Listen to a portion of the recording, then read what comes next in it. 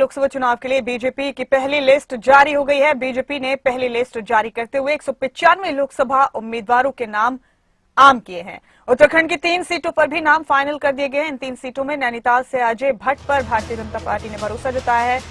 अल्मोड़ा से अजय टमटा बीजेपी के प्रत्याशी हैं और टिहरी से माला राज्य लक्ष्मी शाह का नाम फाइनल किया गया है। बाकी 2 सीटों पर भी प्रत्याशियों के नामों का ऐलान जल्द कर दिया जाएगा।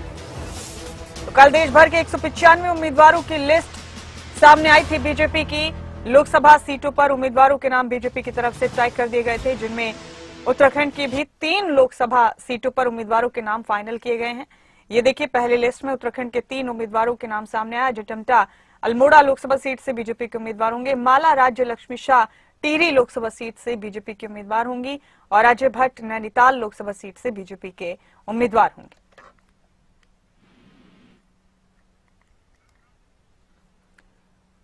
और हमारे साथ नासिर हुसैन हमारे साथी फोन लाइन पर जुड़ चुके हैं इस खबर पर। नासिर, अभी 2 सीटों पर बीजेपी के उम्मीदवारों का ऐलान होना बाकी है, 3 सीटों पर नाम फाइनल कर दिए गए हैं। इक्वेशन समझ सकते हैं नासिर, भारतीय जनता पार्टी की इन तीनों सीटों पर ये उम्मीदवार कितने कितने मजबूत हैं अपने अपने हलकों में? मुमताज, उत्तराखंड की 5 लोकसभा सीट में से 3 सीटों पर भारतीय जनता पार्टी ने अपने प्रत्याशियों के नाम का ऐलान कर दिया है।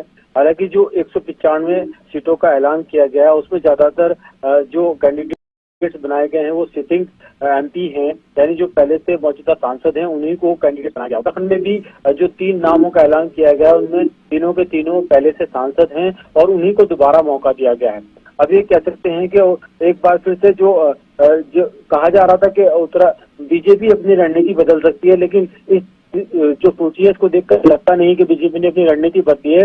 बीजेपी उसी तरीके से काम करे जैसे पहले कर रही थी। अब उत्तराखंड की अगर हम बात करें तो उत्तराखंड में 5 में से 3 लोकसभा सीट के लिए प्रत्याशियों का ऐलान कर दिया गया है, जबकि दो सीट ऐसी हैं, पौड़ी और हरिद्वार। इन पर काफी संशय बना हुआ है क्योंकि इन पर दावेदार बहुत ज्यादा हैं और इन पर इसलिए भी शायद बहुत ज्यादा मंथन किया जा रहा है क्योंकि दावेदारों को जो दावेदार हैं वो पार्टी से नाराजगी उनमें जाहिर ना हो और उन्हीं में से किसी को रखा जा सके। अब देखना होगा कि क्या इन दोनों सीटों पर भी कैंडिडेट्स को बदला जाता है या फिर जो सिटिंग सांसद हैं उन्हीं को इन पर बिट कर दिया जाता है या नहीं।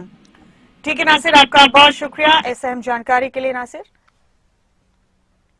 तो 3 उम्मीदवारों के नाम फाइनल कर दिए गए हैं बीजेपी की तरफ से। पहली लिस्ट जो सामने आई उसमें उत्तराखंड की 3 सीटों पर नाम फाइनल किए गए। 2 सीटें बाकी हैं जिन पर जल्द फैसला हो जाएगा।